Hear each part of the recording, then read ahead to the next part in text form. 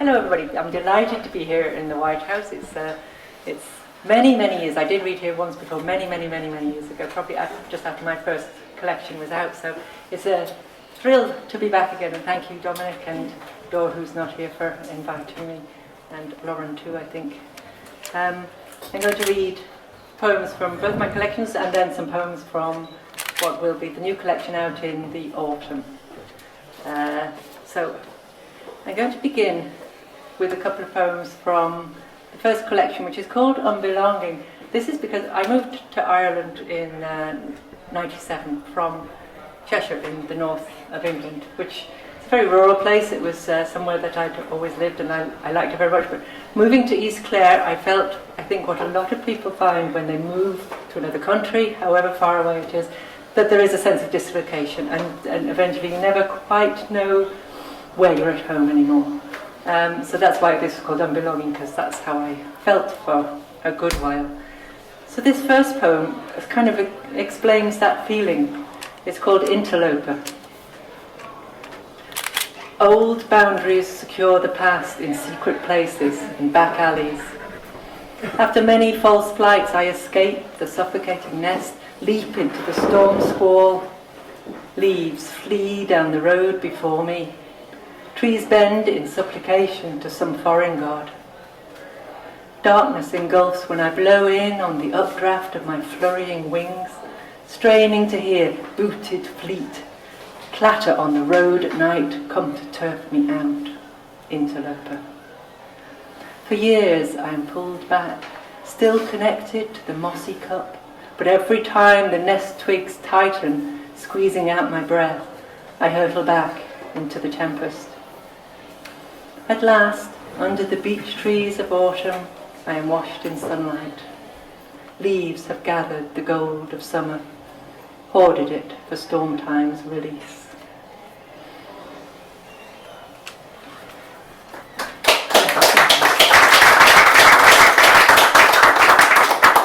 I actually don't mind if you don't clap between all the poems, because it kind of gets a bit wearing, doesn't it, having to keep clapping, so just smile nicely. This next poem, it's called After Answering an Advert to Join a Commune. I never actually did that, but it's based on, my husband actually was in a commune in Cornwall, and we went and visited there once. It's kind of based on the ideas of that and things that I saw when I was there as well. So it's made up, but there's truth in here too. So, after answering an advert to join a commune. 1. On the slick of rain-drenched motorway, where hitchhikers wait, the old van stops, takes me in. I am drowning. We drive for hours into the southwest, then, abandoned by the day, follow dim headlights down narrowing lanes. I enjoyed it. Ahead, the house is unlit, but for one small window afloat in the dark. The kitchen smells of distant cinnamon, of toast, of things I can't identify. He heats up soup on the still hot range, which we eat with hunks of homemade bread at the pockmarked wooden table. In the morning, he says, he will bring me to the man who changes lives. 2. I am flying high on the hill after making the call I was told to make. Separation, the only way to free a mind from suburbia, they said. I watch the distant line of washed blue that sends its seaweed tang inland on the southern breeze. I am looking for a sign. On the phone, my mother cried. They said she would. But afterwards, they surround me in hugs. Low voices soothe the self-inflicted wound as my mother's incomprehension cuts into my mind, already creating its livid scar. 3. Escaping from the kitchen fog, I walk along the forest edge, midwinter, just after 4, and I'm enveloped in shadowy dusk. When I turn off the torch, the small dog is a smudge of white ahead, the black dog invisible until the eyes adjust in a clarity of steady revelation. Of road, grass strip up the middle, pale barked ghost trees, thousands of stars in the uplifted curve above. Of half-truths and untruths pronounced as prophecy by the man who changes lives. Walking up the hill to the house, I see clouds shift to reveal the moon dawn. My eyes open to the light. 4. The house is dark, but for one small window afloat in the black. I turn off the light as I leave, shrug the rucksack onto my shoulder, carry my boots. At the end of the drive, I stop to look back. A smudge of white dog watches. Warm night air beguiles with musky odours of home. The star shoots across the wane of the moon. I make my wish. Step onto the high-banked road.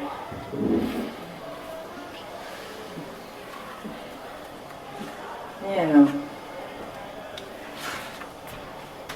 I have one more from this collection. This one is just called, I have no children, but this is what I would tell my child if I had one. That the ash will regrow from its chainsawed stump. Actually, I'm realising that that's not happening anymore, is it? We've got ash dieback since I wrote this. But we'll pretend that it's still the case. That the ash will regrow from its chainsawed stump, and a spider will bite when cornered. Middle age does not mean becoming your mother, necessarily. Friendships can fail over soured milk. 2 small shoes will not stretch to fit. A garden forgives every year. An open coffin holds no fear. The wind from the west exhilarates, while the wind from the east brings scents of spices. The chance is all we have. So now a couple from the second collection, which is called Crossing Places. So the poems in here are really all about liminal spaces, physical crossing places, psychological crossing places, that kind of thing. When we first moved to Clare, Joe, the husband, he's actually from Dublin originally, but we met at university in England. But we first moved to East Clare, not far from where I am now, but it was an old cottage. Yeah, so we moved from this, we bought a derelict cottage, 2-foot thick walls, that kind of a place, did it up, did the garden up, I'm a very keen gardener, and we were there for 18 years. And then we moved to Mount Shannon, and if you go over the bog road, right over the mountain, it's in the part of the Slieve Ochty, right at the very top, you can see both places. And I did that on my bike one time. I was going up over the mountain, down the other side into Mount Shannon. The down bit's great. The up bit's like you'll find out. So this is called Janus country. My breath comes in harsh spurts as I pedal up the heathered mountain to a threshold of earth and sky. Potholes litter the bog road, scrying pools of moving cloud. I weave between them to the Janus view.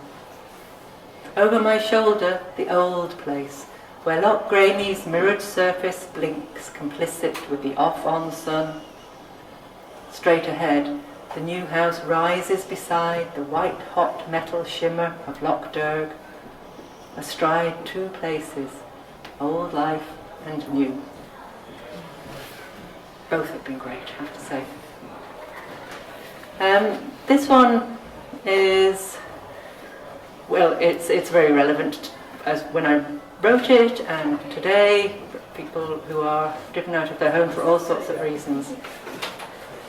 So this is called Castaway. She cries each night in the dark of the tent, not because she's cold and dismayed, though she is. Not because she fears to eat alien flavours doled out from canvassed kitchens, though she does. Not because mud grabs her feet, makes her think of devils holding fast, pulling her underground, though it does. She cries for the goat we left behind, which she loved, whose milk she drank in the slant of the morning sun.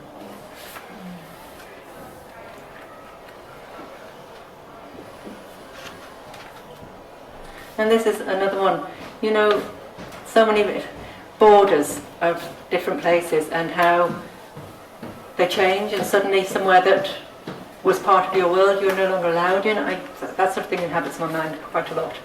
And I think in the world that we're in today, even more so. So this one's called Borderland. Then, I climbed the hill behind our house. At the clearing, a pallid sliver of moon had risen, hanging between the naked spires of spruce. Leaves crinkled as rodents scuttled. A single strand of wire, new, stretched between fresh wooden posts. I looked into another country, still unguarded, straddled the wire, closed my eyes, prayed to a God I no longer believed in. Now, I stand in the clearing where a white full moon rises within a halo above the 12-foot wall, razor-wired, dividing me from my sister, my mother. I lean my back against the brick, absorb its sunless chill. An owl floats from the other side, silent, hunting mice and voles, glides back to where I cannot go.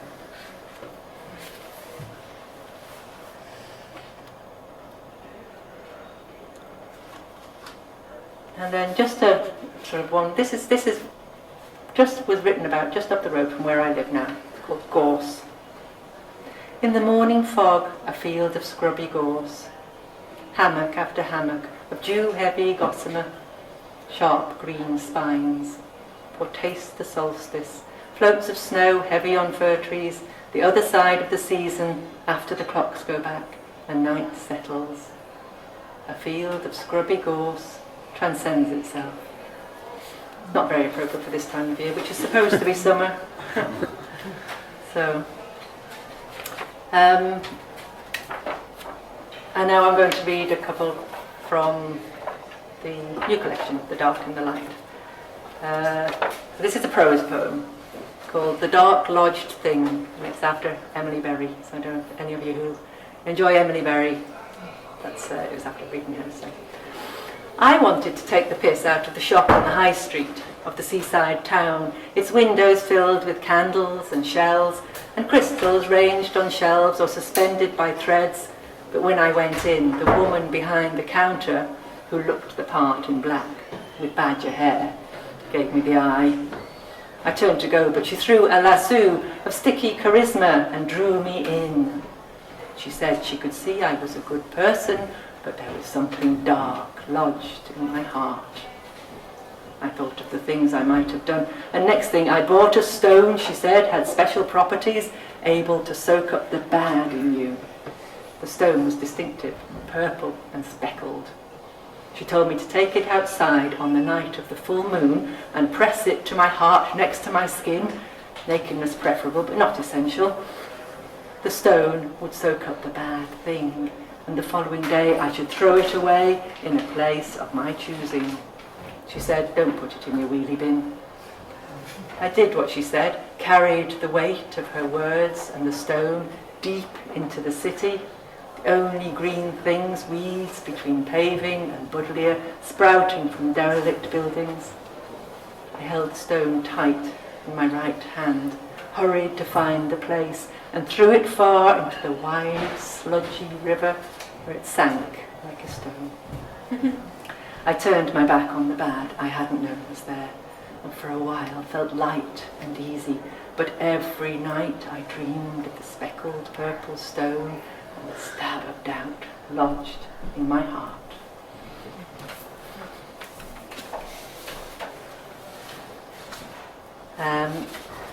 This one's called Another Life. The room was everything she'd known. Set of drawers, table, fireside chair, newborn safe within her arms, eyelids fluttering, skin so freshly made you could see through it. Wrapped in warmth, in home. In the distance, another thwomp, a tearing sound as though the sky were being unzipped. Closer today. Tomorrow, they must leave. Another one of our times. And this one is also, am I doing okay for time? Yeah. This one is, I I spend a lot of time on the River Shannon in the summer because we have an old timber cruiser which we have been on the river with for years and years. We came down to Limerick once when it first opened, made it easier for boats to come through. So this is just called On the River. Dark thoughts jostle, phone coverage is flaky, and at first you mind, but then a day or two passes. Water gurgles beneath the hull, beneath the arch of willows, the paddle of swan and duck, and you wonder why so many things unsettled you, caused pauses in your day. When a kingfisher dashes its turquoise across your gaze and sun catches the marmalade breast as it turns to the bank, when the terrors of the world slip away in the river's flow, you sigh and close your eyes to the rock and slap of tiny waves. That's really what it is like. It's being on the river. Everything changes. Have I time for two more? Yes, yes. Okay, so this is called Streetwise, which is, again, a different sign of our times. This one about how we're often led astray by what we listen to, what we read. It's called Streetwise. The pretty street is lined with gaslights, convincing in their Victorian guise, throwing down a mantle of respectability. Nothing to see in the shadows, you know, and that thing you noticed that slithered away wasn't there. You can trust me. Look how the street is bordered with lime trees and flowers in gardens where all is normal and blackbirds sing. Can't believe those scientists, you know, they have an agenda. They're trying to fool you. Don't let them pull the wool. See the golden bricked terrace of houses, front doors that open on hallway and rooms of laughing children and smiling parents. You need to listen to me, you know. The facts are in my words, not theirs. You need to be careful what you read. Here in the street the sun shines bright and nobody notices lengthening shadows or how the gas lighting burns on and on.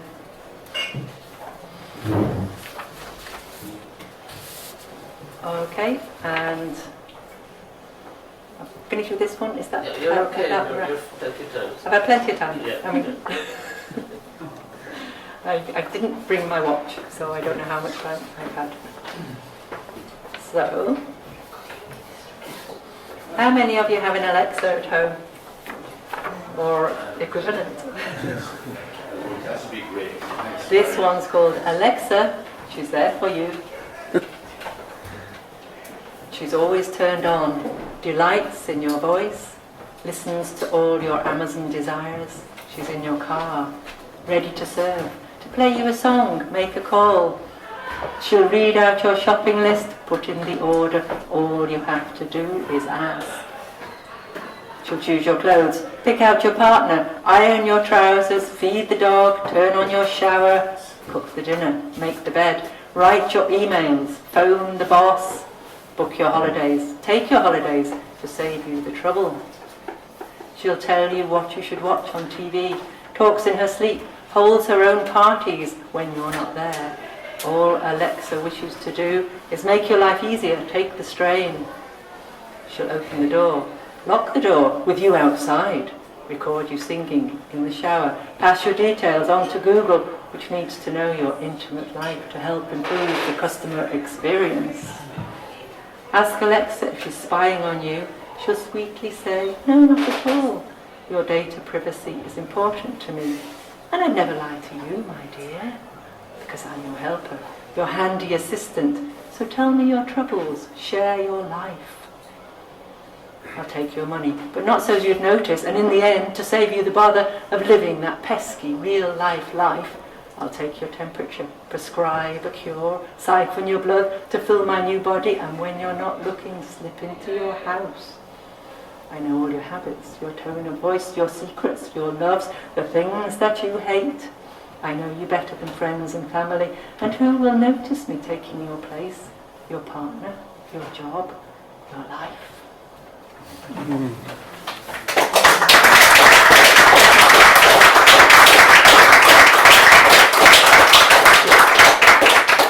Okay, thanks very much, Nicki. That was great.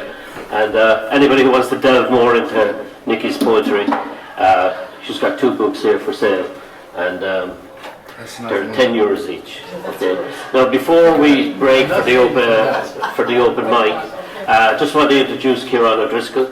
We published Kieran's latest novella there recently, and we've entered it for the Booker Prize 2024. So we're very hopeful, and he's going to read a little something. And his book is for anyone who wants to purchase the book. It's here for sale, €15, and Kieran will sign it. So you better come up to the mic, Kieran. Yeah.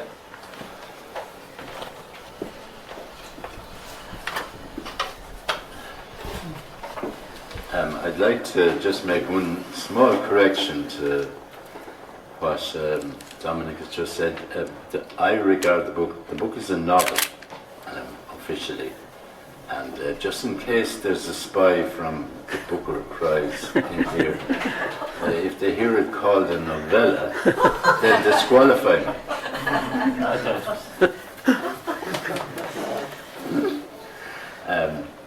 I'm going to read a poem called The Ancestors. I read this before at Christmas. It was a longer version. I haven't been able to write. I've been so busy finishing my novel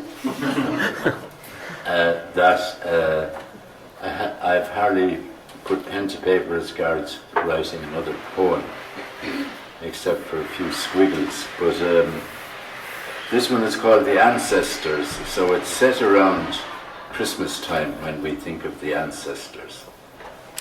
And I read a longer version of it in January, and I was waiting actually, little did I know, I was waiting for the final line of the shorter version, and it came to me sometime in February. That's how cantankerous the muse can be. Cantankerous is a word which I also use for the ancestors. The ancestors. Respect the ancestors. Don't treat them like old duffel coats left hanging by their hoods on hooks in sheds. Cantankerous they may have been, but why do you dismiss them so?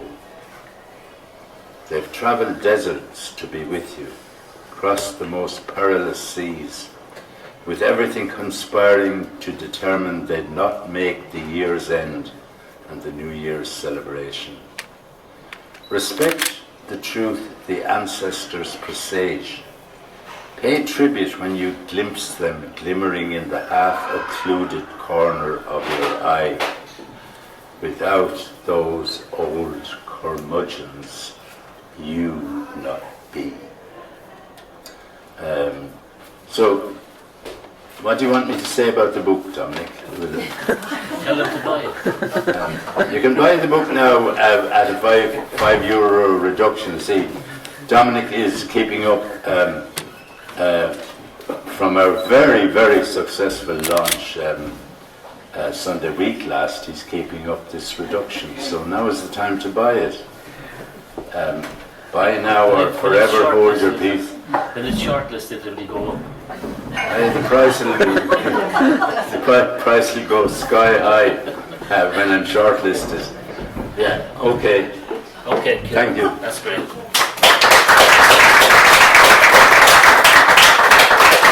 Okay, we're going to take a 5 or 6 minute break, and then we'll come back with the open mic. And anybody who hasn't put their name down, talk to Suzanne. Okay. Thank you.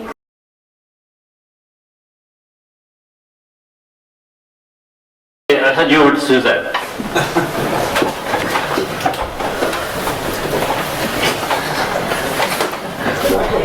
Thanks, Dominic. Can we have another round of applause for our wonderful reader, Nicki?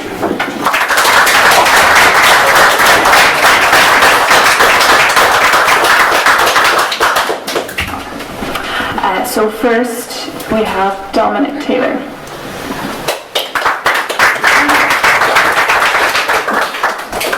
Back again. Just a very quick poem about mothers. Mothers. The thing about mothers is they go straight to the heart. Give you no chance to compose yourself or catch your breath. Like that tongue in the station bar when you came to wish us well on our journey. I wanted to kiss you, hold you, say something meaningful, like I meant it, like I mean it now, that you're no longer here. And your distant voice makes this old heart ache, makes this old heartache harder to bear. Thank you.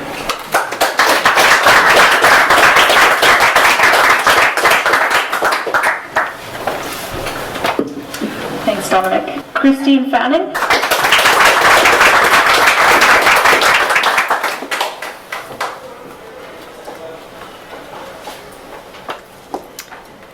She lost her integrity, she only meant love. Felt the signs, an internal shake, appetite benign.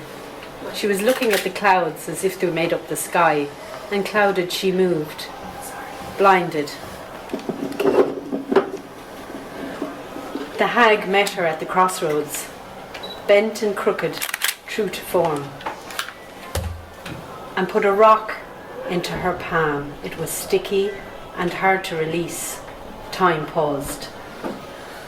Puzzled at her hands, syrup discombobulating between liquid and brittle. What has she done? What is happening? If it gets in her hair, she'll never get it out. Several washes, scissors. At the crossroads she saw a frog. His eyes were bloodshot and she felt a tear swell. She looked for the hag, who walked away and became mist. Will she follow? Wait, stop. What is this dream? She stopped. A hag cackles into a crony fog, and she bows her head. A conceited hunch, maybe she doesn't know love. And sure enough, a warmth enveloped her back, a thermal, beautiful comfort knowing, and a tear released on her cheek. Melting syrup dripped to the ground, and the frog became a puddle and no more. And in silence, the rock, all its points, shades, crevices, rough and smooth, caught the light as she turned and received within her palms, like it was made for her, integrity, a calm mind. And with the sound of a winter spring, she saw a rainbow bridge in its mist. In the astray, she found the way into love. Thank you.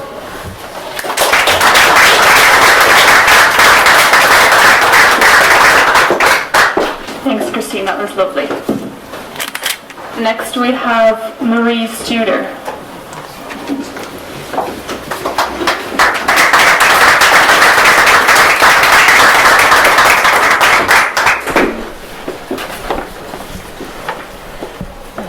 Sorry, I'm not ready.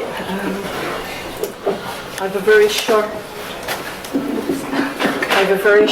poem, and it's called Sunday Rights, R-I-T-E-S, but it could equally be Sunday Rights, R-I-G-H-T-S. We sip tea, relish our once-a-week second helpings of gold butter toast, ignoring out-of-sync cholesterol scores. My love quotes snippets of conflict analysis from broadsheets spread on the table. Says he misses the acuity of Robert Fisk. Repeats, listen to this and this. I offer a cent or a slant as I scan book reviews until the trumpet hurls radio's Sunday miscellany. I top up my cup. He ceases commentary, other than an occasional rustle or tisk, as I tune to the sacred medley of a half-century Sunday ritual. Thank you. Thank you, Marie. Next we have Breda Spade. So the title of the poem that I'm going to read is Bones, and it has, there are two themes to the poem. One is looking at what it might be like to stand outside that ritual or tradition of looking after an older parent, and the other one is actually the other theme is actually a celebration of the female body. Bones. Next morning, after going to the doctor, I clutched the shower rail with both hands. As my foot hovers over the beige tiles, as though that floor is now an ice rink, a place of danger, I understand a T-score of -3.2 means my life has changed forever. My bones are porous. Vertebrae could crumble like a wafer with just a sneeze. I hear a crack. Jesus. But it's only a tendon's twang. And that's when I recall the first melody I heard. I heard it in my mother, her gestating body, a ship of crooning bones. I'm 20 years older than my mother ever was. I feel more motherless now than when I lost her as a teenager. Back then, I needed her, but also didn't. Only the idea of her. Now I miss her like a sailor would miss the North Star, a fixed point in the night, constant as woman, watcher of the dying, fixed as ritual. Oh, to have touched the bony arc of her chest and felt her muscles ease as mucus pooled to hymn rattle her breath. And as her breath ebbed, I'd see the horizontal line rise like a shoreline in her inward seeing eyes. Her body without soul is a raft of bone. I'd chart those bones that once bore the heft of mine. Her feet, metatarsal, tarsal, bones of balance, of pitch and sway, up past the ankle to the rod of femur, tibia, fibia, those legs she wrapped around another to greet what was hers, those legs she wrapped around another to share what was hers. I'd bury my face in the slack marquee of her belly, its silvery rills like a warrior's scars notched at initiation, to place my head again at her pelvis, to nuzzle the curves of ilium, ischium, pubis, a trinity of bone, hip cradle, spine anchor, womb hammock, the true center of the human body, where all hearts first throb and most heads feel the first hug of bone. The unfurling of her pelvis was biblical as the Red Sea parting, allowing me to flee towards the light, to put my ear to her breastbone and say thank you, to know there are things I'll never know about love.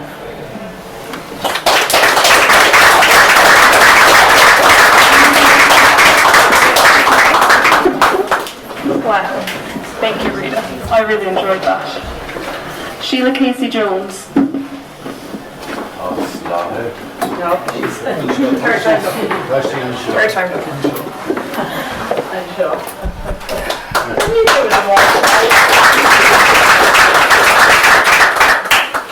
Typical, I'm getting a phone call as I'm about to read. They do know. So this is a small piece I've written called No Matter What. I hear him thundering up the stairs, his feet like lead, but I'm not scared. For this is who keeps me fighting on. With just one look, all my worries are gone. His touch, his smell, just every little thing makes me tingle at the thought I want to feel him within. I look into his eyes to see what I can find, any glimmer of hope of returning from the dark side. His eyes so piercing with a little slant and twist. Every night I go to bed, what is it that I've kissed? Thank you.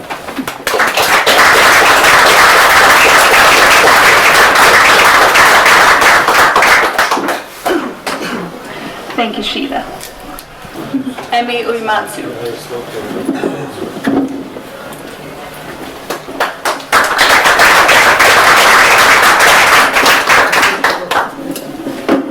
Hello. I hate online dating, and I was stood up on Monday, so I haven't had time to write that verse yet, but please imagine that it's in here and it's witty. Oh, and then one more thing, a unicorn is like a bisexual girl that joins couples for threesomes. It's like a vocab word. My thumb slides across the glass. Swipe, swipe, swipe. Right to left. A picture of a naked chest, waistband to neck, stubble on a jaw. I shouldn't scroll down, and yet. Torso guy has commodified his life. He's 6 foot, likes hiking, yoga, Spotify. His wife doesn't know he's on the app, so he doesn't show his face. He's here for fun. Can't let his good looks go to waste. It should be a war crime, the things he puts women through. The worst conversations on earth always start with, "How are you?" typed by a married man in a hotel room at 11 at night. He picks a victim with half a glance and a clumsy swipe. "Do you want to play 20 questions?" he asks. Number 1, what shows are you watching these days? Number 2, can I stick it in your ass? Swipe, swipe, swipe. A dating profile with an ampersand. Smiling pictures of a couple outside a camper van. Just experimenting, we're looking for a third. Ladies only though, naive and dumb preferred. And while I may be the prettiest unicorn, this is just a desperate attempt to spice up, patch up your shit using another girl as porn. Girl, if this was your idea, you might just be into chicks, and if it was his, then I'd suggest you ought to hit the bricks, because he doesn't respect you and he's scared of other dicks. Swipe, swipe, swipe. Okay, Cupid, I feel stupid installing these apps. I grinder my teeth waiting for something to happen, bumble my way through these interactions that hinge on me being able to strike matches, but there's no Tinder to light, and I need something tender and right. I know there's plenty of fish in the sea, and do any of y'all remember eHarmony? Thank you.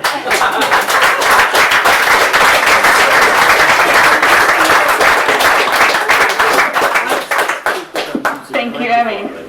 I love that poem. I hate how relatable it is.